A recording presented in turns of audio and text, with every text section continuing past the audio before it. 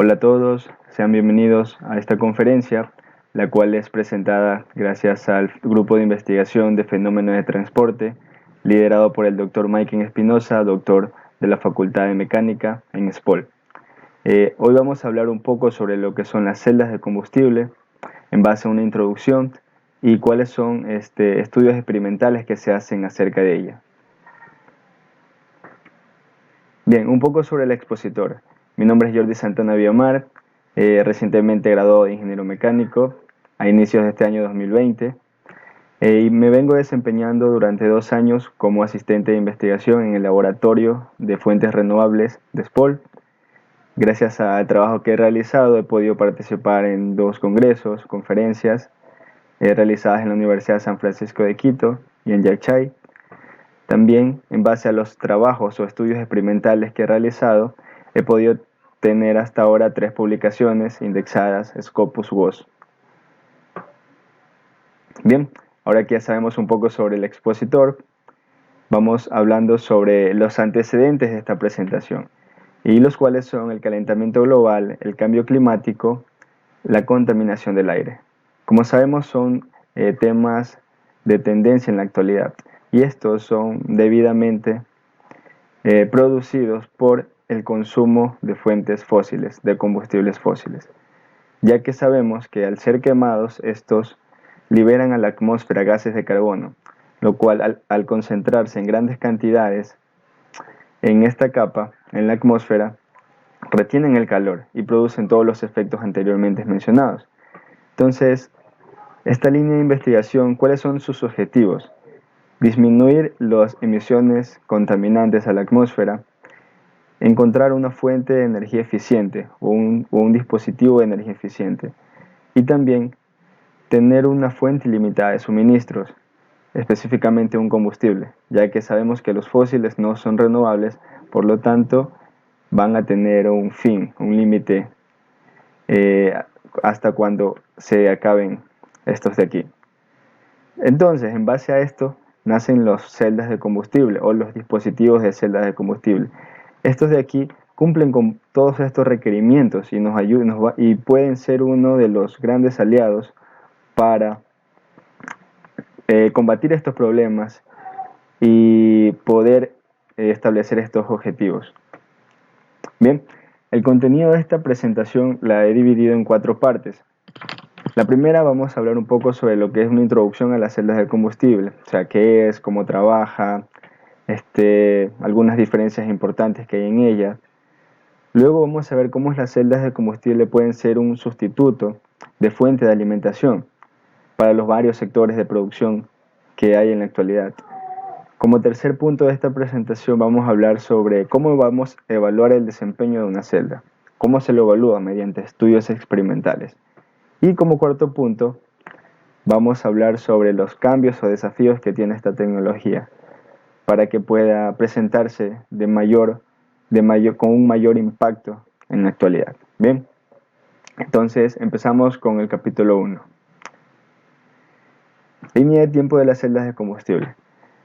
Estas tuvieron su primera aparición en el año de 1839 de la mano de William Groff, el cual dio como primer nombre batería de gas. Posteriormente, su nombre fue actualizado a celda de combustible, en inglés fuel cells. Luego, tuvieron que pasar un poco más de 100 años, como pueden notar. En 1959, Francis Bacon construyó una primera celda de combustible con una potencia de 5 kilovatios. Esto ya fue un gran avance para esa época. Debido a esto, una de las empresas más famosas de aquel entonces de los Estados Unidos, General Electric, en asociación con la NASA, utilizaron esta tecnología para una de sus misiones espaciales, debido a varias ventajas que vamos a ver posteriormente. Todos estos que pueden ver aquí, AFC, PFC, AFC, son los tipos de celdas que se fueron descubriendo con el paso del tiempo. Esto lo vamos a ver un poco más adelante en la presentación. También podemos ver que en 1980, la Marina de los Estados Unidos también empezó a utilizar este tipo de dispositivos, las fuel cells en submarinos. Ahora, dentro del año de 1990 hasta el 2007, ya se empezaron a producir las primeras celdas para producir energía de manera estacionaria y empezar a ser comerciales dentro de los países, se podría decir, donde crearon este tipo de tecnología, que fue Estados Unidos, y luego rápidamente Japón adoptó esto. Para el 2008 ya la marca japonesa Honda anunció una pequeña línea de vehículos, la línea FC Clarity.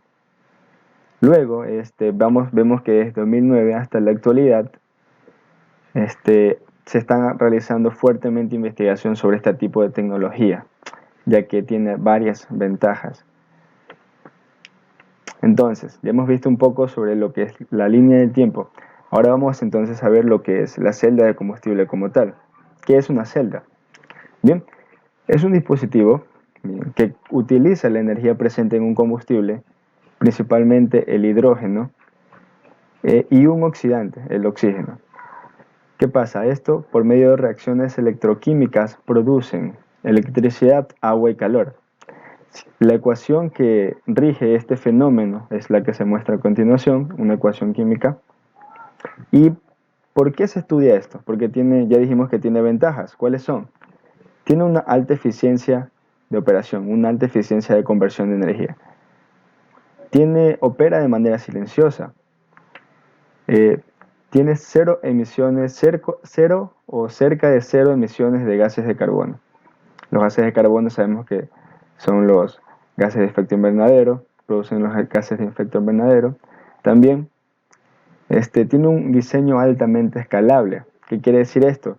Que se puede producir una pequeña celda de combustible fácilmente, tan fácilmente como producir una grande, simplemente añadiendo varias de estos componentes entre sí. Eso lo vamos a ver un poco más adelante. ¿Y qué pasa? También tiene una alta confiabilidad. Esto es principalmente debido a que para producir energía eléctrica no tiene partes móviles, ya que se produce básicamente por reacciones electroquímicas que se dan en componentes estacionarios de la celda. Bien, ya sabemos lo que es una celda, cuál es el principio básico. Vamos a ver ahora cómo trabaja un poco más profundo. Esto es un GIF de cómo trabaja una celda de combustible. Vemos que en el lado del ánodo ingresa el hidrógeno. Vemos que en el lado del cátodo ingresa el oxígeno. Estas moléculas están representadas por estos círculos, por estas esferas. Al entrar en contacto con dos capas catalizadoras, una del lado del ánodo y otra del lado del cátodo, ocurre algo, una separación. Ocurren las reacciones electroquímicas en esta capa catalizadora y se separa. Se separan en electrones que producen la energía eléctrica o corriente eléctrica, y también se separan en protones. Bien, que estos son transportados a través de la membrana. Esta membrana que podemos observar aquí es el famoso electrolito, que es característico de estos dispositivos. Bien, finalmente, luego de estas reacciones se produce agua y se emite calor debido a las reacciones exotérmicas que se dan en estas capas catalizadoras. Este es el principio básico de funcionamiento de la celda. Ahora vamos un poco más a profundizar en el tema. Vamos viendo los componentes que tiene una celda real. Entonces aquí podemos ver una vista de una imagen en explosión de todas sus partes. Empezando con los soportes, ¿bien? Aquí vemos los soportes de color gris. Aquí vemos el ánodo en que ingresa el hidrógeno. Vemos el soporte del cátodo, por aquí ingresa el oxígeno. Luego, ¿qué pasa? Luego tenemos dos colectores. Estas placas de color verde son los colectores de cobre. Bien. Luego que tenemos, estos de color turquesa son las placas bipolares. Si se van dando cuenta, tiene una estructura simétrica. Entonces, estas placas bipolares tienen dentro, en un área que específicamente esta área se le llama área efectiva, tienen impresos canales, los cuales sirven para conducir el combustible que ingresa, tanto para el hidrógeno como para el oxígeno. ¿Cuál es el objetivo? Llevar este flujo de gas uniformemente sobre esta área. ¿Para llegar a dónde? Para llegar a este ensamble. Esto de aquí se llama una membrana ensamblada. Esta membrana ensamblada tiene una característica muy particular, ya que si nosotros unimos todas estas capas, apenas vamos a observar que tiene un grosor de 1 milímetro. Es decir, todas estas capas son muy finas. Mientras que estas placas bipolares son las que tienen mayor volumen. Tienen un espesor de aproximadamente 2.5 centímetros cada una. Aproximado. Bien. Entonces, ¿qué pasa? Cuando los combustibles ingresan, llegan hasta esta parte de la membrana ensamblada, estas dos capas de un color café, se llaman capas difusoras de gases y tienen una estructura porosa. O es un medio poroso, es decir, una capa la cual tiene varios agujeros, donde por ahí penetran el combustible hasta llegar a la parte central amarilla. Entonces, ¿qué pasa? Al llegar a la parte central vemos una parte amarilla y dos layers, dos capas de cada lado. Esta capa amarilla es el electrolito. Como les mencionaba, es una de las partes también características de una celda, electrolito. Y de cada lado tenemos los catalizadores, los que producen la reacción. Por eso es que necesitamos que todos estos gases lleguen uniformemente distribuidos hasta esta área efectiva. ¿Cuál es el catalizador? El catalizador es el platino, el cual es un material raro de alto costo. Bien, entonces ya sabemos ahora los componentes fundamentales de una celda. Toda esta estructura que hasta ahorita yo he mencionado es para una sola celda. Aquí podemos ver una celda de unos 15 centímetros de sección cuadrada real. Bien, aquí vemos los soportes, por aquí entra el hidrógeno, por aquí entra el oxígeno, y estas son las placas bipolares. Y en esta interfaz que ustedes pueden ver, aquí se encuentra la membrana ensamblada, todo ese conjunto que les mencionaba que tiene un grosor de 1 milímetro. Pero ¿qué pasa? Esto de aquí no reúne las condiciones para generar la potencia adecuada. Entonces, ¿qué es lo que se hace? Lo que se hace es coger cada uno de estos componentes y apilarlos, es decir, uno al lado del otro, para formar lo que se conoce como un fuel cell stack, es decir, un stack de celdas de combustible. Para tener una comparación de potencia, más o menos, una simple celda de combustible como esta puede alcanzar unos 20-25 vatios, lo suficiente para prender un foco de esta potencia, un foco pequeño. Mientras que este de aquí, este STAT, básicamente puede alcanzar un kilovatio de potencia, lo cual es suficiente para energizar un pequeño horno eléctrico. Bien, las celdas de combustible frente a las baterías. ¿Por qué es importante esto? Porque son similares. Ambos tienen un ánodo, un cátodo y un electrolito en medio. Pero la diferencia fundamental es que una batería para producir energía eléctrica depende del electrolito, ya que sabemos que las moléculas se encuentran disociadas en el electrolito de tal manera que produzcan una energía eléctrica. Al descargarse la batería se corta el suministro de energía, mientras que una celda de combustible no. Mientras se le suministre tanto hidrógeno como oxígeno, esta va a poder suministrar energía constantemente, sin interrupciones. Esa es la principal diferencia. Luego, vamos a ver una comparación de cómo se produce energía eléctrica en una celda de combustible y utilizando un motor de combustión interna. Ambos toman la energía de un combustible, ¿verdad? Las celdas de combustible por lo general el hidrógeno y los motores de combustión interna utilizan fuentes fósiles. Primero, para un motor de combustión interna, para producir energía eléctrica, existen varios procesos. El primero es quema este combustible fósil, como sabemos, quema, y esto como resultado tenemos energía térmica liberada, que es el primer proceso. Luego tenemos un segundo proceso. Esta energía térmica produce energía mecánica, es decir, movimiento.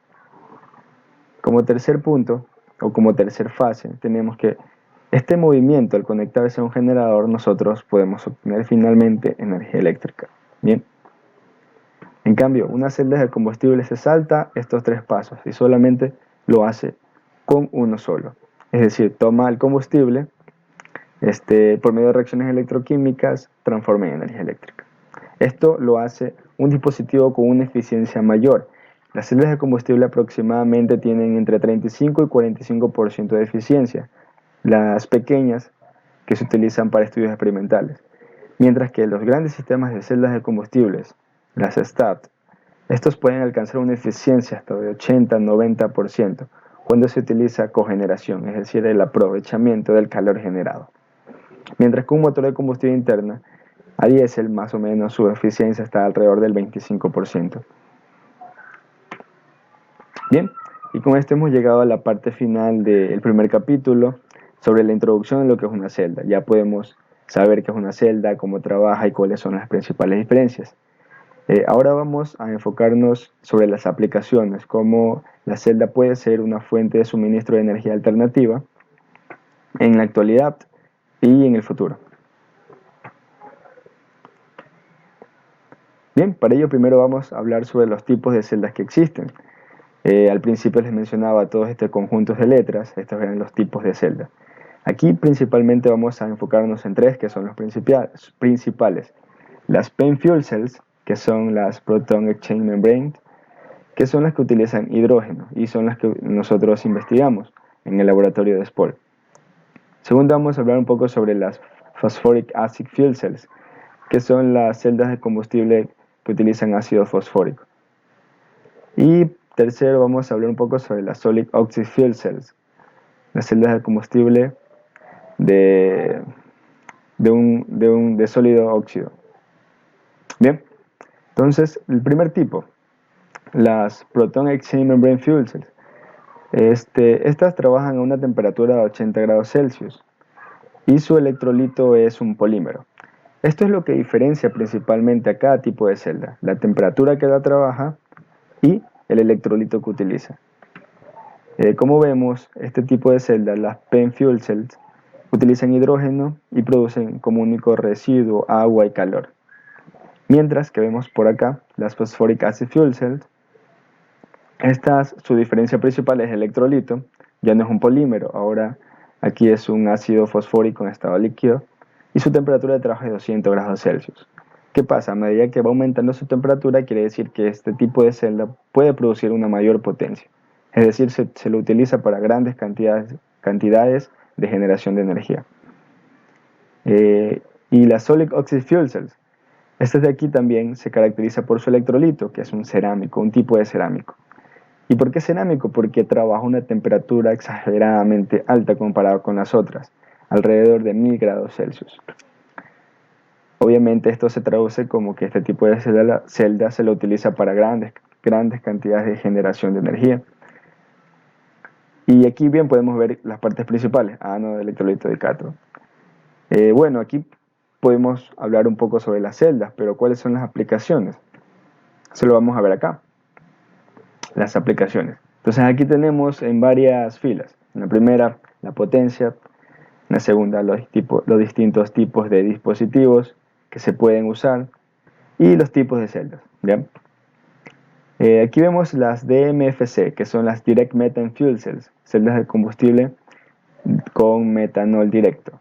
El rango de aplicación de este tipo de celda es alrededor de 5 a 100 vatios, es decir, lo suficiente para energizar un celular y un computador portátil.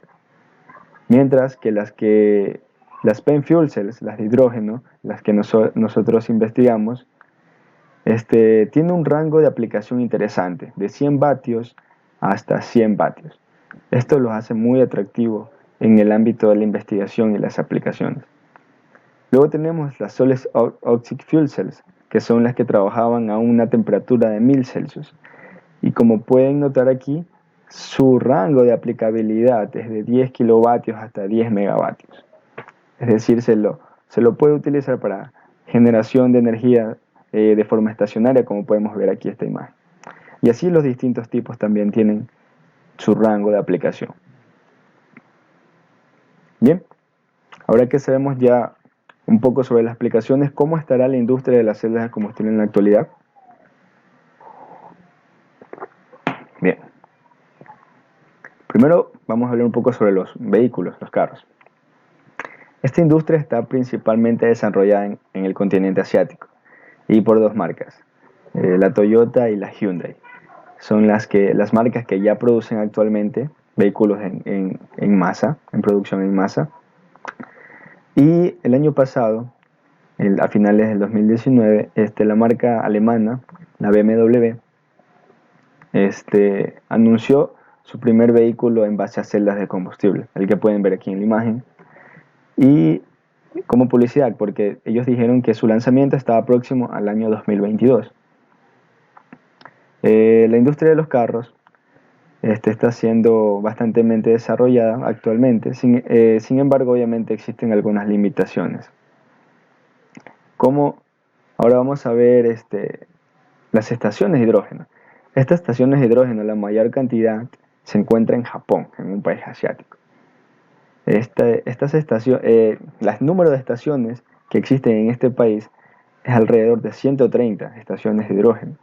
Y existen en ese país alrededor de 4.000 vehículos de celdas de combustibles impulsados por hidrógeno. Japón es uno de los países que actualmente está impulsando este tipo de tecnología. Luego, ¿cómo están la tecnología de los buses? Los buses son mayormente acogidos en la parte de Europa. Los europeos están inclinándose más por los medios de transporte masivos, ya que con esto se ahorraría lo que son las emisiones de carbono a la atmósfera. Se disminuiría considerablemente. Y también el continente europeo tiene políticas medioambientales que incentivan a las grandes empresas, compañías manufactureras a utilizar fuentes de energía limpia. Entonces, esto también ayuda bastante. Luego, ¿qué tenemos? Un tren en base a celdas de combustible. Este tren no está producido a gran escala, pero sin embargo es una de las aplicaciones y por eso lo menciono. Esto está construido principalmente en Alemania.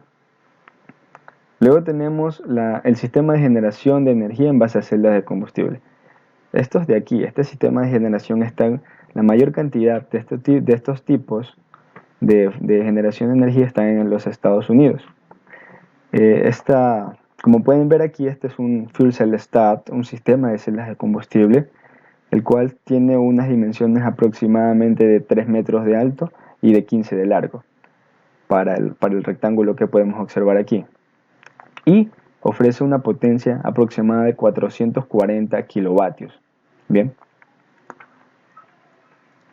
Luego, como aplicación en el transporte marítimo, tenemos una construcción de Escocia. ¿Cuál es un bote impulsado por hidrógeno? Bien, esto es lo que les puedo mencionar sobre la industria actualmente de celdas de combustible alrededor del mundo. ¿Cómo está la tendencia de estos tipos de tecnología en el mundo?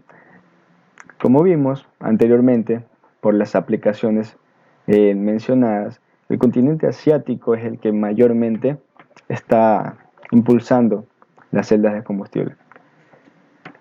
En segundo lugar se encuentra Norteamérica y en tercer lugar Europa. El resto del mundo vemos que es una mínima aportación, ya que estos de aquí principalmente, debido a su limitante tecnológica, de presupuestos, etc., ellos se dedican mayoritariamente a hacer investigaciones. Investigaciones para mejorar el desempeño de estos tipos, para solucionar problemas, etc. Y vemos que alrededor del mundo ya se encuentra instalado más de 1.000 megavatios de potencia en base a estos tipos de tecnología. Luego, ¿qué vemos? Ahora vamos a ver las aplicaciones. Vemos en este caso que el sector de transporte es el que tiene una mayor acogida. En segundo lugar está el estacionario y como último y casi no está muy desarrollado en comparación con los anteriores, el sector de dispositivos portátiles.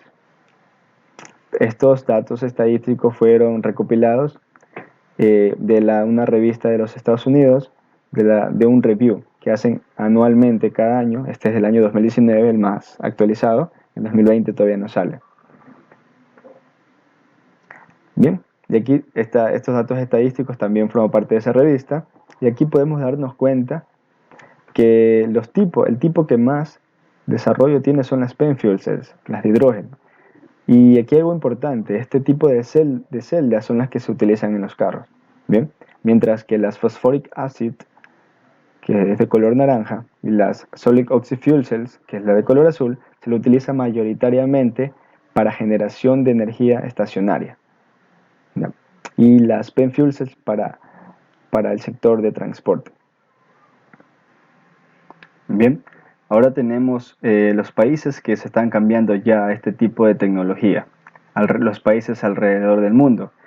Entre ellos, los que podemos mencionar son Estados Unidos, Canadá, Francia, Reino Unido, Alemania, Noruega, China, Sur Corea, Japón y Australia. Estos países están apostando ya fuertemente a un cambio en su matriz productiva y en su matriz de fuente de producción de energía. Mientras que la mayoría de los demás países se están enfocando en realizar estudios para mejorar el desempeño, para solucionar problemas que actualmente hay en estos tipos de dispositivos. Bien, entonces aquí podemos ver un diagrama. En este diagrama se muestra una posible integración menos contaminante para el planeta, ¿ya?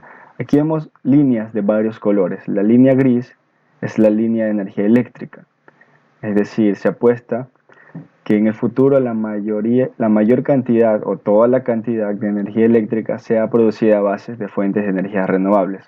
Como tal, aquí podemos ver energía eólica, energía solar por medio de paneles solares, energía geotérmica, energía hidráulica, etc. Entonces, toda esta energía que es recopilada aquí puede ser almacenada para cuando haya alta demanda, cuando haya una alta demanda, sea posteriormente utilizada, sea almacenada y utilizada cuando sea necesario. Esta línea de electricidad estaría conectada a la línea de distribución eléctrica, ¿verdad? Entonces, esto sería la principal, ¿bien? O la primera. Luego tenemos de color azul y de líneas intermitentes, la línea de hidrógeno. Como podemos ver, aquí empieza. Entonces, en base a la energía de fuentes renovables, nosotros podemos producir primero hidrógeno mediante la electrólisis, ¿verdad? La electrólisis de agua es uno de los procesos más comunes. Otro de los procesos que también pueden ser utilizados es por medio de biomasa, por medio de biomasa en base a pirólisis. Entonces, ¿qué tenemos? Tenemos hidrógeno almacenado. Entonces, el hidrógeno almacenado se lo puede utilizar en celda de combustible para producir energía eléctrica y conectarse a la red pública de distribución. También se lo puede, luego de pasar por un proceso de refinación, de purificación del hidrógeno, ser utilizado en vehículos, ¿ya? ¿Qué pasa? Ese hidrógeno que no es purificado, que no es filtrado, se lo puede enviar a un bioreactor. En este bioreactor, ¿para qué? Para producir gas natural. El gas natural es un combustible fósil, pero menos contaminante. Posee bajas emisiones de gases de carbono a la atmósfera. ¿Y qué pasa? Aquí dice línea de CO2, de dióxido de carbono. Están actualmente estudiando cómo se puede almacenar el CO2 para no liberarlo a la atmósfera, sino almacenarlo y utilizarlo para producir gas natural. Entonces, este gas natural, luego de ser producido, sería almacenado o distribuido por medio de una estación a vehículos, a medios de transporte que funcionen con gas natural y también a hogares, principalmente para el calentamiento en sistemas, en hogares, en casas. Y aquí también el gas natural puede ser utilizado en turbinas de gas para producir otra vez energía eléctrica para la red de distribución total. Este esquema muy interesante lo encontré en la página del Laboratorio Nacional de Fuentes Renovables de los Estados Unidos. Bien, Hasta este punto hemos llegado al final del capítulo 2, en el cual hemos podido ver un poco de las aplicaciones, un poco de cómo las celdas de combustible pueden sustituir ciertas fuentes de suministros, tanto en el sector de transporte como en la distribución eléctrica pública. Bien, entonces ahorita vamos a pasar al tercer capítulo, a cómo evaluar el desempeño de una celda. Bien.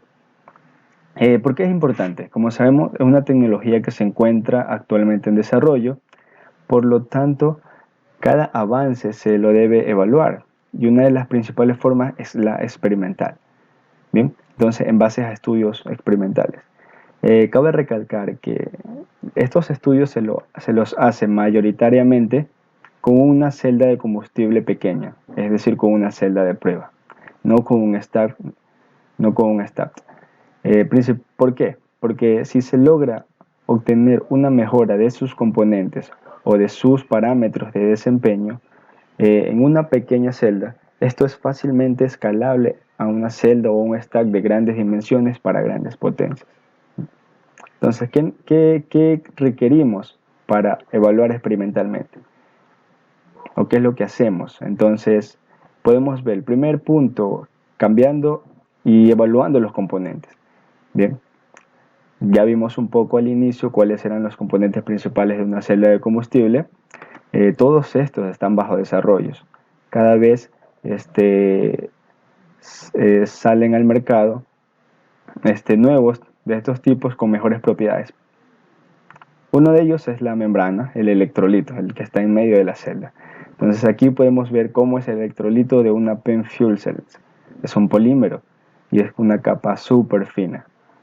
Entonces, estos polímeros hay varios compuestos, entonces para cada polímero habrá un desempeño diferente. Luego tenemos las capas difusoras de gases, una parte también fundamental de la celda, la cual es que distribuye el gas que ingresa de ella hacia para que llegue completamente uniforme al sector donde se ocurren las reacciones electroquímicas, es decir, a la capa catalizadora de la celda. Luego tenemos una membrana ensamblada. Esta membrana ensamblada ya tiene, como su nombre le indica, la unión del polímero, es decir, del electrolito y la capa difusora de gases, incluido el catalizador. Manufactureros, algunos de estos manufactureros venden este tipo, membrana ensamblada, para pruebas experimentales. Y placas bipolares. Aquí podemos ver unas placas bipolares reales de grafito, los cuales poseen dentro de ellas los canales los cuales conducen el combustible uniformemente a la sección efectiva de la celda. Luego, ¿qué pasa? Luego de que nosotros también definimos los componentes de la celda, nosotros ahora nos toca definir los parámetros de operación. La temperatura es uno de los principales. Temperatura con la que trabaja la celda y la temperatura con la que ingresan los gases, es decir, el hidrógeno y el oxígeno. Luego tenemos la humedad relativa. Estos gases no pueden ingresar a la celda secos, tienen que ingresar con un porcentaje de humidificación. ¿Por qué? Porque la membrana, el polímero, trabaja con una alta eficiencia siempre y cuando ésta esté humidificada, tenga un cierto contenido de agua. Sin embargo, tampoco se recomienda un gran contenido de agua porque ocurren pérdidas, en este caso, obstaculización de los combustibles. Entonces, lo que se quiere llegar es a un balance. La presión del gas, el flujo volumétrico, el ratio estequiométrico. El ratio estequiométrico se define como la cantidad de hidrógeno que yo necesito respecto a la cantidad de oxígeno o aire. Bien. Luego de tener estos parámetros definidos, aplicamos una carga. La carga puede ser cualquier electrodoméstico que nosotros queramos conectar a la celda. En este caso, para pruebas experimentales, es una carga controlada. Luego, ¿qué pasa? Medimos el voltaje de respuesta de la celda y con corriente y voltaje ya tenemos que es la potencia, que es el parámetro principal, se podría decir, de desempeño de la celda. Bien, Entonces ya tenemos cómo evaluamos experimentalmente una celda, cambiando sus componentes. Ya sabemos que hay varios tipos, composiciones, etc. Luego definiendo sus parámetros. Hay que tenerlos controlados para poder reportar el desempeño en base a todas estas condiciones. Luego necesitamos los equipos y toda la instrumentación necesaria. Entonces, primero tenemos los combustibles y su sistema de distribución, es decir, el controlador de presión del combustible, el controlador de flujo. Luego, ¿qué tenemos? Tenemos la celda. Esta es una celda experimental que se encuentra en el laboratorio de SPOL. Y todos esos cables que pueden notar ahí son los cables donde se aplica la carga para evaluar el desempeño, se mide voltaje, se calienta la celda a una temperatura definida. Podemos ver aquí los tubos donde ingresan por un hidrógeno y por el otro el oxígeno. Y acá los tubos de salida. Es decir, sale hidrógeno que no reacciona completamente y por acá sale agua, ¿verdad? Agua o vapor de agua cuando se trabaja a temperaturas altas. Entonces ya tenemos los suministros y tenemos la celda, pero esto también necesita un sistema de control automatizado, un sistema de control que lo definimos mediante un software. ¿Ya? Este sistema de control, ¿qué es lo que tiene? Tiene válvulas para cerrar y abrir los suministros de los gases, tienen medidores de flujo, controladores también, tienen tanques humidificadores para que los gases entren humidificados dentro de la celda. Y aquí podemos ver pantallas donde podemos observar los parámetros de voltaje corriente en tiempo real. Y este de acá es una pantalla del software que viene con el equipo, donde se pueden hacer varias pruebas estandarizadas para evaluación de celdas. ¿Okay? Aquí podemos ver la corriente en tiempo real, el voltaje en tiempo real, la densidad de potencia y la temperatura a la que se encuentra la celda. Bien, entonces todos estos requerimientos que se mencionó anteriormente es para llegar a qué. Una de las principales pruebas es la curva de polarización de una celda. Bien, esta curva es obtenida por el software mencionado anteriormente. ¿Pero qué representa esta curva? En un sentido práctico, esta curva, representa el rango de funcionamiento. Es decir, vemos que tiene en el eje Y voltaje y en el eje X corriente. Bien, entonces, si yo mi celda quiero que trabaje con 20 amperios, el voltaje aproximadamente que va a trabajar es 0.5 voltios. Si yo multiplico voltaje por corriente, estoy teniendo 10 vatios de potencia. Esta curva es específicamente para la mostrada en la slide anterior, la cual tiene unas dimensiones exteriores de 15 centímetros por 15 centímetros. Es una celda pequeña, ¿bien? Entonces, básicamente para esto es una curva de polarización, para saber cómo trabaja una celda. Si yo tengo una carga de tanta corriente, qué voltaje me da y con eso sé la potencia. Pero si lo vemos más allá, desde el punto de vista de investigación, lo que nosotros hacemos es analizar los fenómenos que ocurren durante la obtención de esta curva. ¿Cómo se la obtiene? Se empieza a variar la carga, desde 0 hasta un máximo, en este caso es 45. Entonces el voltaje inicial de la celda es 0.80 y pico, 0.81 pongamos. Y a medida que la corriente va aumentando, el software me va a mostrar un valor de voltaje, ¿verdad? Entonces se va formando esta curva. Bien, pero nosotros vamos a analizar lo que son las pérdidas o los fenómenos que intervienen en esta curva. 1.2 es el voltaje máximo que puede tener una celda pequeña como la mostraba anteriormente.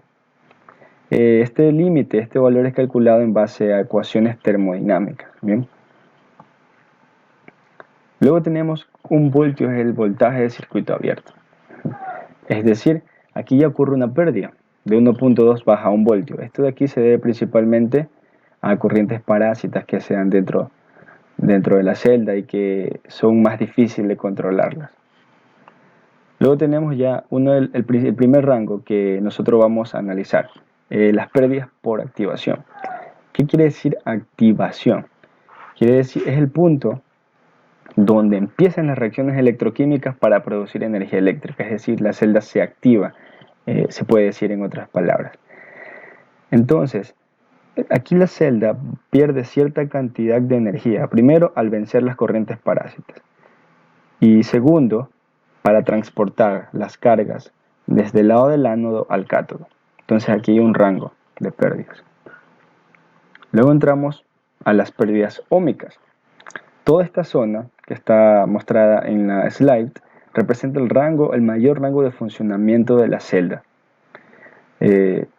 ¿Y a qué se debe esto? Si podemos notar, ¿por qué óhmica? Porque todo ese sector se asemeja a una línea recta, cuya pendiente de esa línea recta es la resistencia. Durante todo ese trayecto se cumple la ley de Ohm, es decir, voltaje igual a resistencia por corriente, donde la resistencia es la constante que viene a ser la pendiente. Entonces, estas pérdidas se dan principalmente es una resistencia propia del material, de los materiales que tienen la celda internamente. Y por último, vemos las pérdidas por concentración. ¿Qué pasa? Va a llegar un momento donde la corriente sea tan alta y por lo tanto la demanda de combustible sea tan grande que el medio poroso que tiene una de las capas de la celda se va a obstaculizar. ¿Esto en qué se traduce? Va a llegar menos combustible a la zona efectiva, a la área catalizadora, al área donde ocurren las reacciones. Por lo tanto, ya no se va a poder mantener las reacciones químicas y el desempeño va a caer notablemente. ¿Cómo podemos observar aquí? Por eso se le llama pérdidas por concentración de masa. Este punto, aquí ya se acabó el experimento porque ya con un voltaje de 0.1 ya no tenemos, ya casi no es muy bajo, no se puede utilizar para ninguna aplicación. El mayor rango de aplicación es el rango de donde ocurren las pérdidas óhmicas. Bien, entonces este es un poco sobre la teoría de estas curvas y cómo analizamos estos fenómenos.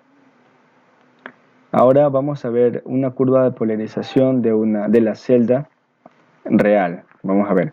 Entonces, esta es una curva obtenida experimentalmente, imagen tomada de una publicación que ya está hecha como parte del trabajo que vengo haciendo.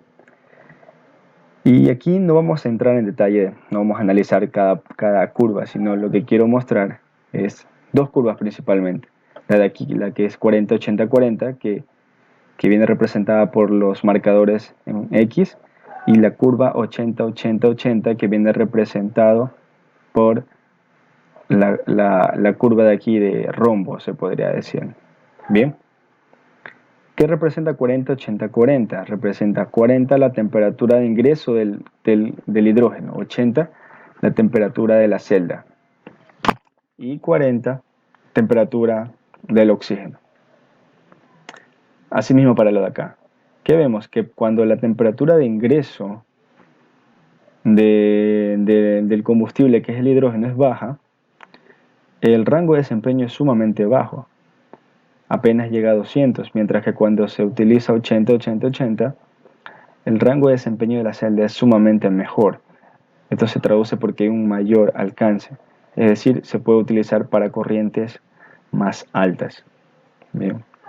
Y aquí también se traduce la humedad relativa, RH, Relative Humidity, con 40 hay una humedad relativa del 16% y con 80 el 100%, es decir, con 100% se obtienen los mejores resultados. Esta es una curva de potencia en la cual podemos ver que también cuando la humedad relativa es 100%, a 80-80-80 se obtiene el mayor desempeño. Esto es parte de la publicación, un pequeño extracto que he tomado para explicar este fenómeno que son los fenómenos que ocurren y que se analizan en una curva de polarización. Ahora vamos a ver la curva de polarización de un stack comercial. Bien, entonces aquí vemos un stack comercial. Y esto es la hoja técnica que te da el manufacturero, o sea, la empresa que construye este stack. Entonces aquí vemos Este primero es la curva voltaje-amperaje y segundo tenemos la curva potencia-amperaje.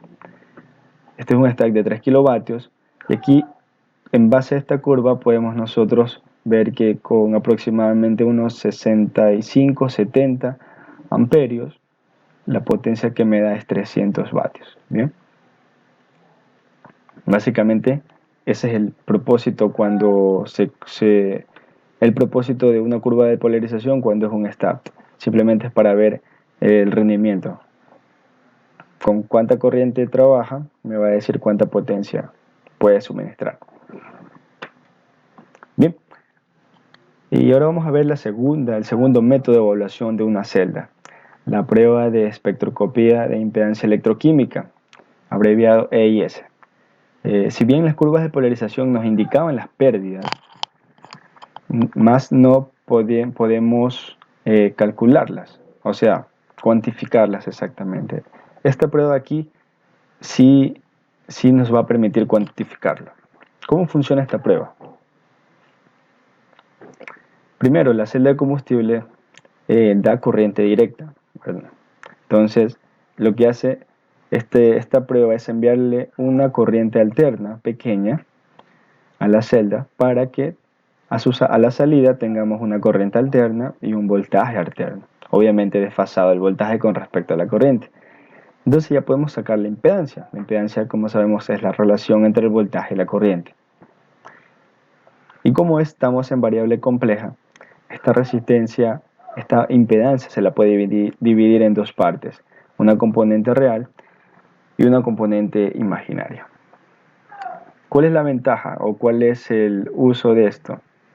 Que como ahora es una señal alterna, se puede controlar la frecuencia W, que está en hercios. Entonces, al variar la frecuencia, obtengo yo este gráfico que se llama un gráfico de Nyquist.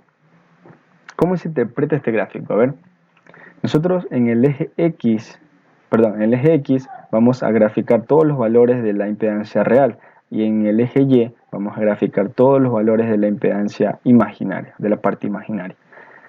Al variar la frecuencia W mediante un variador de frecuencia, se va obteniendo todos estos puntos. Desde aquí, menor frecuencia hasta la más alta frecuencia, aproximadamente entre 0.1 Hz y 10 kHz. Se obtiene esta curva característica. Y al interpretar esta curva característica, nosotros cuantificamos.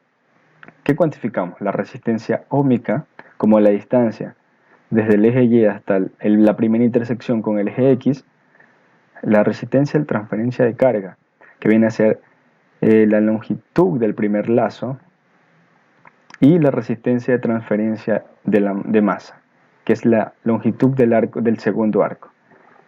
Estos tres resistencias se asocian con las pérdidas en la curva de polarización. La resistencia óhmica básicamente por pérdidas óhmicas.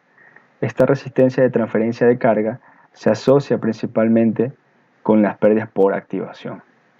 Y esta resistencia por transporte de masa se asocia principalmente con las pérdidas por concentración. Entonces, ya una vez teniendo estas curvas, nosotros lo que hacemos es cuantificar, ¿verdad? Pero no es tan exacto coger una regla y medir cada uno de estos lazos y obtener las resistencias, sino ¿qué es lo que se hace? Se utiliza el software ZView por medio de un ajuste de curvas. Entonces, ¿cómo funciona esto? De una manera rápida. Nosotros hacemos un circuito equivalente y podemos ajustar la curva real experimental a una curva modelada o ajustada. Entonces, a nosotros hacer este ajuste mediante este software, directamente el software nos da cuánto es el valor de la resistencia 1, la resistencia 2 y la resistencia 3. Que prácticamente la 1 es la óhmica, la 2 es la de transferencia de carga y la 3 es la de transporte de masa. Y ahora vamos a mostrar unos cuantos resultados también de un trabajo de investigación con la celda experimental que se encuentra en SPOL. Se obtuvo esto, ¿verdad? Aquí tenemos la parte imaginaria y la parte real. Si podemos ver, la parte real va creciendo. ¿Qué quiere decir un mayor longitud de lazo? Una mayor resistencia y por lo tanto un desempeño menor de la celda. Vemos que para 0.2 amperio por centímetro cuadrado tenemos una gran resistencia porque porque la longitud del lazo es grande, mientras que cuando utilizamos 1 amperio por centímetro cuadrado, la longitud del lazo es más pequeña, es decir, un mejor desempeño. Estos datos fueron tomados 100% de humedad relativa, es decir, a la máxima eficiencia posible. Luego, ¿qué pasa? Luego, al seguir aumentando la corriente, tenemos 1.2, 1.4, 1.6 hasta llegar a 2, vemos que empieza a pronunciarse otro nuevo lazo. ¿Y este lazo a qué dijimos que es atribuido? A las pérdidas por concentración, a las pérdidas por transporte de masa. Entonces, una vez cuantificado, ya podemos compararlo. Pero antes, aquí mostramos ahora las mismas curvas, pero ahora con un 33% de humedad relativa. Debería bajar el desempeño. Veamos. Tenemos estas curvas. Si podemos notar, y acá apenas llegaba hasta un 0.3 más o menos de resistencia real. Acá casi llega a 0.6, casi el doble de resistencia cuando trabaja 33% de humedad relativa. ¿Y qué pasa cuando se aumentan más las corrientes? Hasta llegar a 2 amperios por centímetro cuadrado. El segundo lazo empieza a crecer exageradamente, hasta más que el primer lazo, lo que no se daba en las diapositivas anteriores. Y también aquí podemos notar que ya en el primer gráfico empiezan a producirse las pérdidas por concentración de masa, cuando solamente debería producirse a grandes corrientes.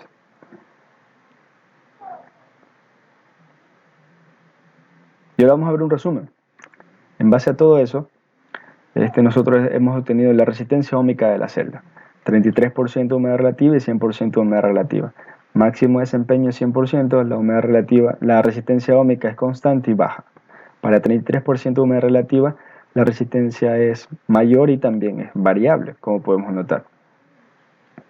Esto, como dijimos, se enfoca más en la resistencia de los materiales propios de la celda, todos los materiales internos.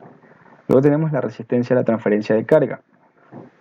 Esta resistencia se asocia con el proceso de activación de la celda, con la velocidad a la que se dan las reacciones electroquímicas dentro de la celda. Y vemos efectivamente que a 100% la resistencia es menor. Y luego tenemos la resistencia al transporte de masa, que se asocia con las pérdidas por concentración. Efectivamente vemos que a 33% el desempeño es sumamente peor. Aparece apenas a 0.4 y son valores sumamente altos, mientras que a 100% recién empieza a aparecer a 1.2 y son valores más pequeños comparado con la curva que se encuentra arriba. Entonces, con esto nosotros podemos cuantificar estas pérdidas y analizar la tendencia y así nosotros proponer alguna mejora para los futuros diseños de estos componentes. Bien, y ese fue el último método que vimos sobre evaluación experimental. Hay muchos más, se han hecho muchos más, se han hecho muchas más pruebas, muchos más parámetros, se han evaluado muchos componentes, pero el objetivo es transmitir un poco sobre cómo se hacen las pruebas experimentales. Y bien, con eso llegamos al final del punto 3 y empezamos con el último punto, el punto 4.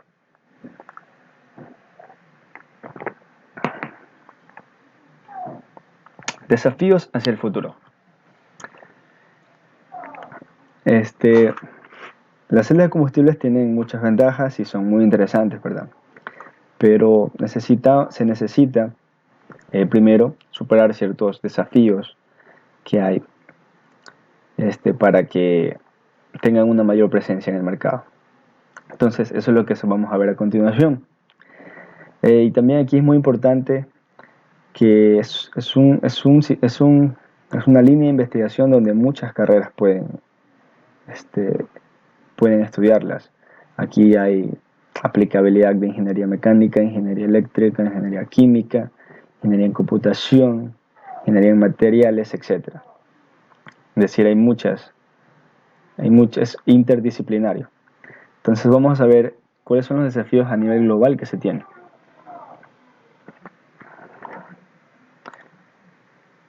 Tenemos la reducción de costos, principal, fundamental. La producción de hidrógeno y el transporte son costosos. Segundo, tenemos que algunos componentes de la celda son caros, específicamente el catalizador. Como vimos, al inicio de las partes, se utiliza platino, un material costoso y escaso.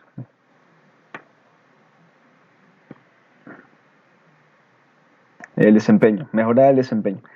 Entonces aquí nosotros estamos estudiando las pérdidas por concentración de masa, específicamente en el medio poroso, en la gas difusión Lager.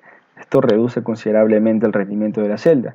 Y otro factor importante es la administración o gestión de agua dentro de la celda, que principalmente se da por el ingreso de un combustible que debe ser humidificado antes de ingresar. Y luego el proceso de agua, luego el agua que se produce dentro de la celda, cómo es expulsada, para que esta agua no cause problemas dentro del funcionamiento de la celda. Y luego, como tercer parte, tenemos la durabilidad de los componentes. Aquí voy a mencionar algunos. Las placas bipolares, principalmente, están hechos de grafito, un material sumamente frágil y esto corta el tiempo de vida. Luego tenemos las membranas poliméricas. Las membranas poliméricas son los electrolitos. Estos tienden a deteriorarse cuando trabajan a altas temperaturas, por lo tanto, aquí la síntesis de materiales es fundamental para estos desarrollos. ¿En qué área estamos trabajando en SPOL? Para ayudar con un granito de arena a estos desafíos a nivel global. Bien, entonces, la primera parte es los estudios experimentales, que principalmente yo estoy a cargo, en los cuales, como mencioné anteriormente, se busca evaluar diferentes parámetros de operación, diferentes componentes, y mediante técnicas de evaluación que existen, mediante métodos de evaluación, nosotros encontramos puntos críticos y puntos óptimos de desempeño, analizamos los diferentes fenómenos que ocurren dentro de la celda y evaluamos todos los componentes y bajo distintas condiciones de operación. Entonces, este es el aporte que nosotros aquí realizamos en base a estudios experimentales, mediante publicaciones que van a ser, que pueden ser y de gran ayuda para los manufactureros que se encuentran buscando información de cómo optimizar más el desempeño de la celda. Segundo, tenemos el modelado computacional. En esto principalmente el grupo se encuentra trabajando en estudios de mejorar la eficiencia en base a disminuir las pérdidas por concentración de masa en las GDLs. Aquí, en este tema, principalmente mi compañero Ángel Encalada es el que se encuentra en este tema. Luego tenemos síntesis de materiales.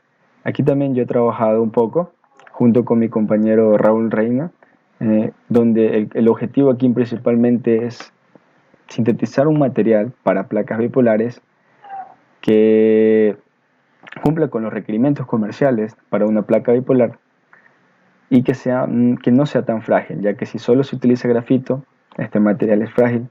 Entonces lo que nosotros estamos aquí investigando es un material compuesto para aumentar la resistencia mecánica de estos tipos de componentes de la celda.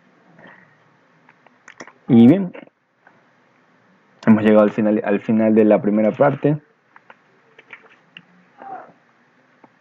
Espero que haya sido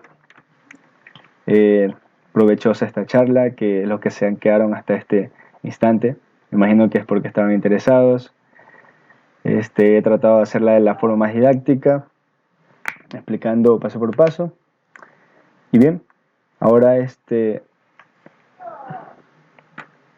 vamos a pasar a responder algunas preguntas que me han pasado por interno sobre la presentación.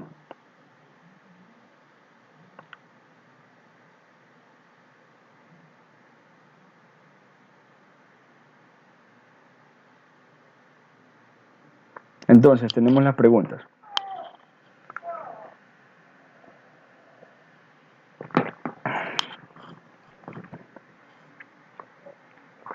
La primera pregunta es de Ivonne Pazmiño.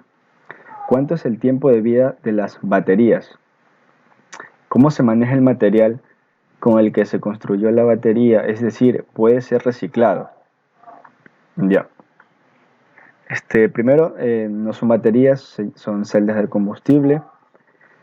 Y el tiempo de vida de estas celdas, si estamos hablando a nivel comercial, es decir, de un stop, están de aproximadamente de 40.000 horas de uso. Es decir, si se usa diariamente 24 horas, puede ser utilizado aproximadamente a 5 años de forma continua. Eso es, se puede decir como uno de los límites de funcionabilidad de la celda. Entonces, obviamente se está trabajando para aumentar este tiempo de vida. Y sobre los materiales, si se pueden utilizar, bueno, ese es el objetivo, ¿no? Que todos los materiales sean reutilizables para poder cumplir con un sistema circular. Los componentes principales de la celda son en base de carbono, entonces aquí entraría lo que es el reciclaje de materiales compuestos de carbono. Sin embargo, no está actualmente implementado un sistema de economía circular debido a que, como es una tecnología en desarrollo, no está presente masivamente alrededor del mundo. Entonces no se están consumiendo los recursos a gran escala. Sin embargo, obviamente, si se quiere llegar a este estado a gran escala, se debe implementar un sistema de economía circular donde el cual impulse este desarrollo. Luego tenemos otra pregunta de Brian Vera. Dice, la funcionabilidad de las celdas de combustible se ven afectadas por agentes externos, como campos magnéticos o eléctricos o algún fenómeno natural. La funcionabilidad de las celdas de combustible se ven afectados por varios parámetros, como vimos, la temperatura, presión, humedad relativa. Por lo tanto, cada una de estas pruebas deben ser reportadas con todas estas condiciones ambientales. Sin embargo, no hay estudios, bueno, no he revisado estudios donde evalúen campos magnéticos o eléctricos. Pero campos magnéticos es una pregunta muy interesante debido a que como la celda de combustible es un dispositivo electroquímico, es decir, se polariza, tiene polos, un ánodo y un cátodo, en presencia de un campo magnético puede ocurrir cosas interesantes, se puede aumentar la eficiencia en teoría. Deberían haber estudios sobre esto, pero esto ya está un poco fuera del alcance de esta presentación y es una pregunta muy interesante. Luego tenemos una pregunta de Andrés Intriago. Dice, ¿es corriente eléctrica alterna o continua? Es corriente continua. Una celda de combustible produce corriente continua y para utilizarlo en aplicaciones se utiliza un inversor para transformar en corriente alterna. Luego tenemos otra pregunta, Daniel Bajaña. ¿Qué son las corrientes parásitas? Bien. Las corrientes parásitas aparecen dentro de la celda mucho antes que ésta inicie con el proceso de producción de energía. Es decir, son corrientes,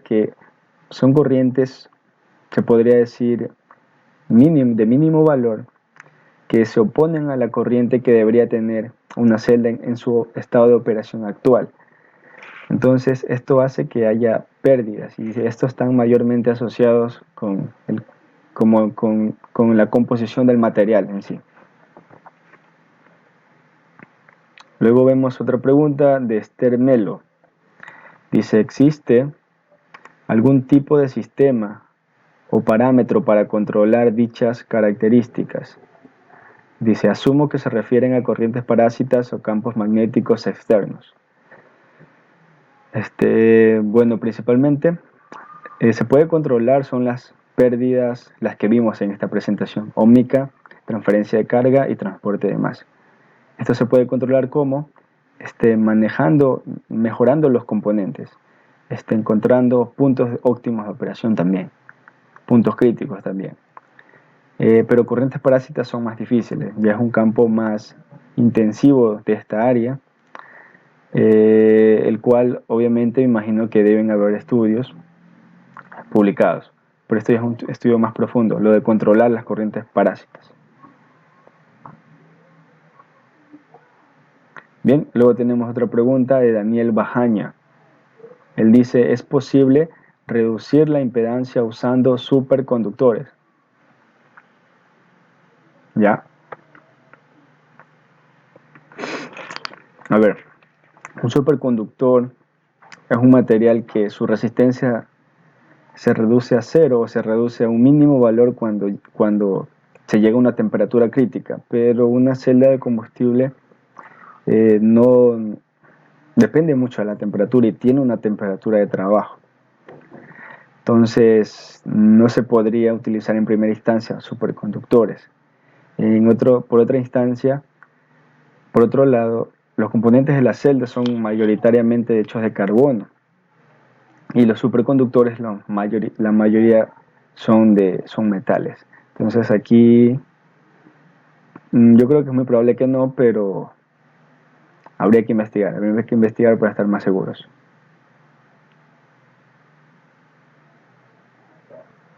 Luego, ¿qué tenemos?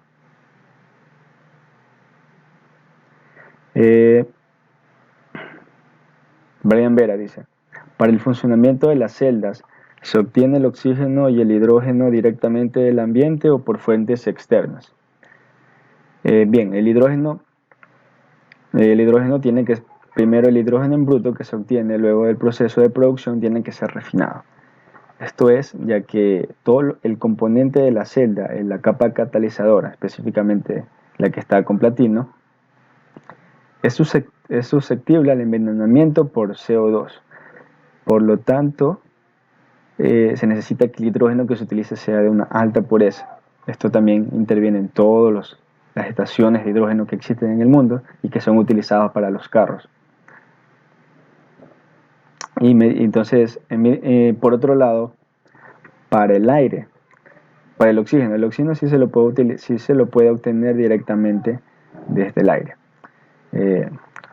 El oxígeno principalmente se lo utiliza cuando estamos haciendo pruebas experimentales, ya que queremos ver cuál es la máxima eficiencia alcanzada. Ya, y por otro lado, ¿cuál es la diferencia entre aire y oxígeno? El aire es un compuesto, ¿verdad? Tiene oxígeno y tiene nitrógeno. Entonces, obviamente, la cantidad de oxígeno que yo le tengo que enviar es menor a la cantidad de aire.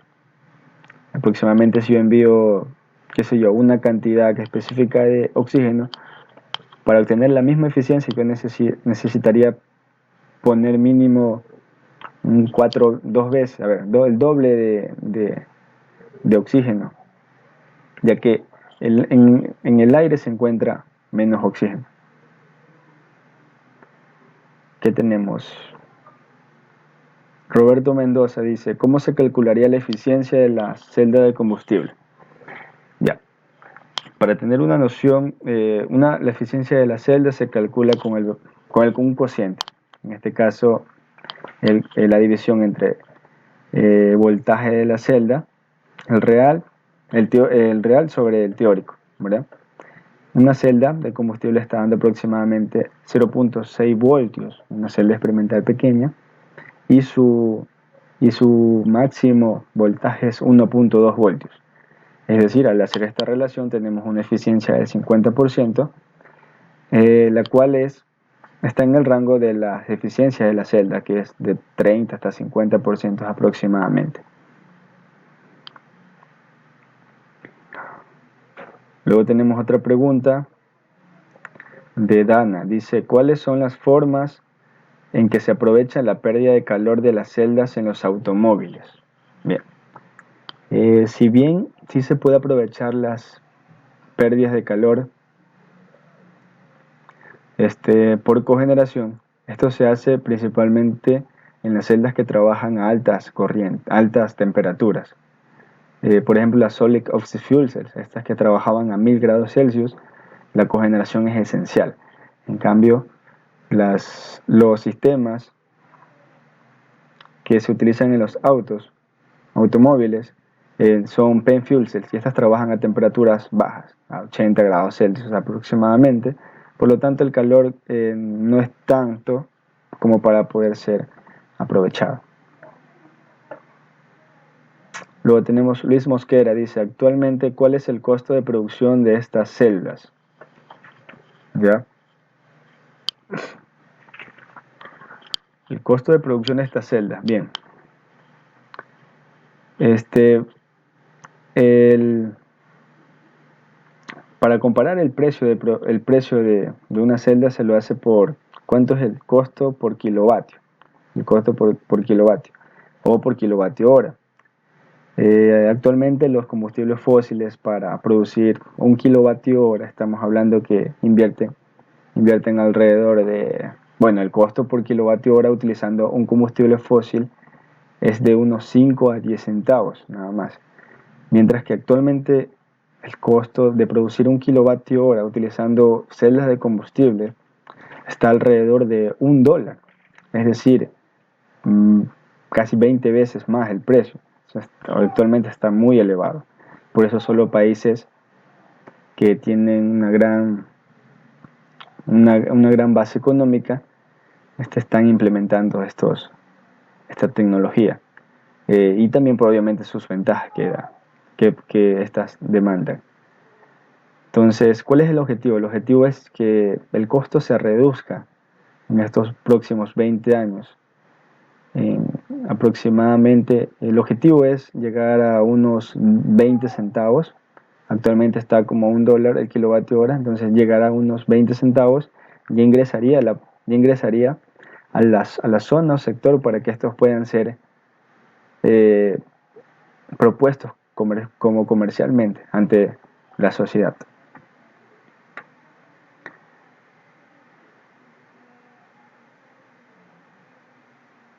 Luego dice Daniel Bajaña, dice, vi que el mayor rendimiento se dio 80-80-80. ¿Esto se debe a la igualdad de las tres condiciones o a esa temperatura en especial? Bien. Primero se debe porque 80 es la temperatura de operación de una PEM Fuel Cell, ¿verdad? Pero, ¿por qué se le evalúa a otras temperaturas que no sean de operación? Porque este tipo de celda también puede ser utilizado para dispositivos portátiles, por ejemplo. Dispositivos que no requieren una alta temperatura de 80. Por ejemplo, un carro, una temperatura de 80 no es nada, pero en otro dispositivo portátil puede ser, te necesita temperaturas bajas. Entonces, por eso se evalúa el rango para ver cuál sería el desempeño de una celda trabajando a esa temperatura. Y segundo, porque cuando se trabaja 80-80-80, la humedad relativa es la máxima, es 100%. Los gases entran humidificados a su máxima capacidad. En cambio, si se baja la temperatura de los combustibles, por ejemplo, cuando era 40 y la celda 80, existe una humedad relativa apenas del 16% del total que ese gas puede conllevar. Por lo tanto, la membrana polimérica, el electrolito, como les comentaba, tienen un mayor rendimiento cuando trabaja humidificada. Entonces aquí su desempeño es gravemente afectado. Ahora hay una pregunta de Francisco Fernández. Dice, ¿qué tan cerca o lejos estamos de implementar esta tecnología en el país? ¿Ya? Bien. Mm, bueno, no solo a nivel de Ecuador, sino a nivel de Latinoamérica, el tiempo para implementar es grande. ¿Ya? ¿Por qué? Porque esto depende principalmente de las grandes potencias y de los países que están desarrollando y que están impulsando esta tecnología. Cuando los costos se reduzcan y, y se empiecen a hacer comercialmente masivos, se podría adaptar nuestro país con esta tecnología. Pero sin embargo eso no quiere decir que, que en Ecuador no se pueda implementar algún proyecto relacionado con este tipo de tecnologías, este, porque nosotros como grupo de investigación, nuestro objetivo primero es ayudar con nuestros conocimientos a este tipo de a impulsar las fuentes de energía limpia, disminuir las emisiones de gas de carbono que existen en la actualidad. Entonces, esta es nuestra pasión, este es nuestro interés. Se puede cooperar a un problema a nivel mundial y no nos limitamos a la tecnología o desarrollo que tiene nuestro país. Esa es la idea, seguir avanzando, ¿no?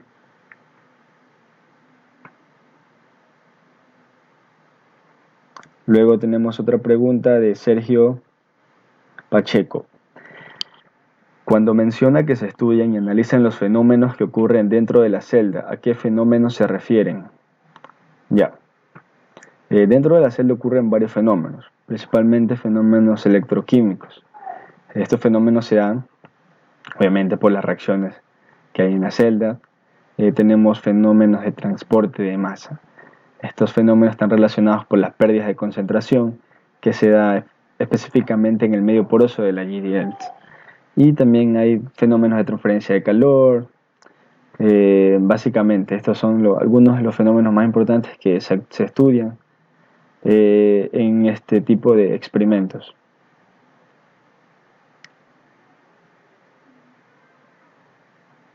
Luego tenemos otra pregunta de Grace Lemos.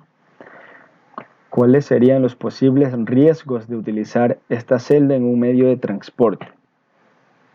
Bien, el riesgo es asociado principalmente con el combustible. Como sabemos, el hidrógeno es un combustible de alta inflamabilidad.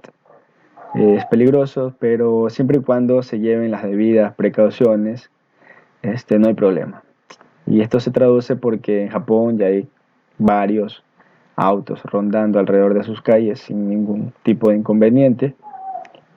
Y hasta se podría decir que el hidrógeno es casi tan peligroso como manejar gasolina. Siempre y cuando se tomen las medidas adecuadas de seguridad, no hay ningún problema. Luego dice Luis Baque, ¿de qué manera se relaciona el flujo de los gases con la producción de energía eléctrica? Bien, este flujo se relaciona por medio de la ecuación que presenté inicialmente. Específicamente se necesita un mol de hidrógeno por cada medio mol de oxígeno. Entonces, a partir de aquí se puede obtener el flujo que se necesita tanto de cada parte y también en función del área de la celda y en función de la carga, o sea, de la corriente a la cual va a trabajar la celda. Entonces, este parámetro debe ser variable y controlado cuando se utilizan en pruebas experimentales. Luego tenemos una pregunta de Daniel Bajaña. En el proceso genera calor y agua, pero ¿en qué estado? ¿Como vapor de agua? Pregunta. Sí, principalmente se genera vapor de agua cuando se trabaja a altas temperaturas. Estamos hablando a la 80, que es la máxima de una celda. Y de ahí sí se genera agua normal cuando se trabaja a baja temperatura. Estamos hablando de unos 40, 50 grados Celsius. Se produce agua en estado líquido.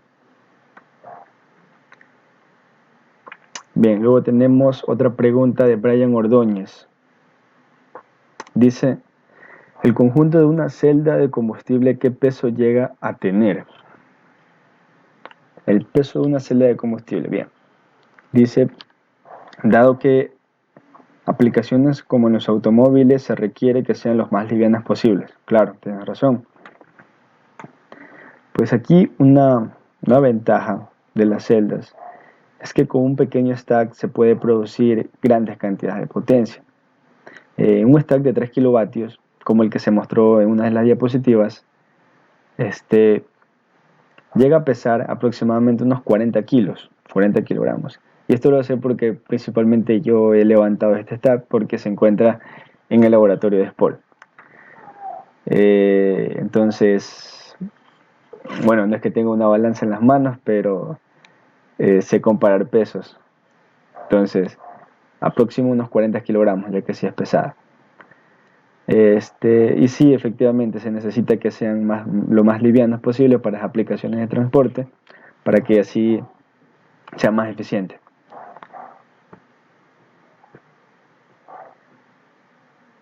Bianca Mora comenta que se necesita más gente que invierta e investigue y que el gobierno apueste por la tecnología.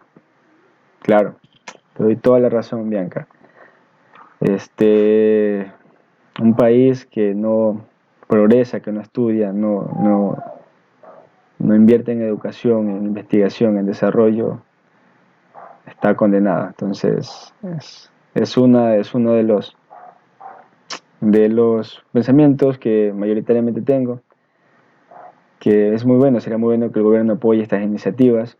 Sin embargo, no debemos limitarnos, porque también eh, puede que el gobierno da becas, obviamente, la CNESIC y otras, pero también hay fuentes de financiamiento o proyectos internacionales que se pueden aplicar para que dan becas, dan financiamiento para proyectos de este tipo. Entonces, es muy bueno que también se busque fuentes internacionales para financiar estos proyectos de investigación con el fin de desarrollar ciencia y de seguir avanzando como sociedad. Y bien, estas serían todas las preguntas. Se acaba la sesión. Espero que haya sido de buen provecho, con grandes conocimientos. Yo también no me considero un experto, me considero que tengo algo de conocimientos, pero necesito aprender mucho más y estoy muy interesado en todos estos tipos de tecnologías verdes. No solo en las celdas, este es un solo de los tipos, hay otras también. Y bueno, me despido, gracias por todos los que asistieron a esta conferencia. Eh, bueno, ahí está mi nombre, Jorge Santana, correo, para cualquier pregunta que tengan. Y mi red de Twitter también. Bien, gracias por asistir. Hasta luego.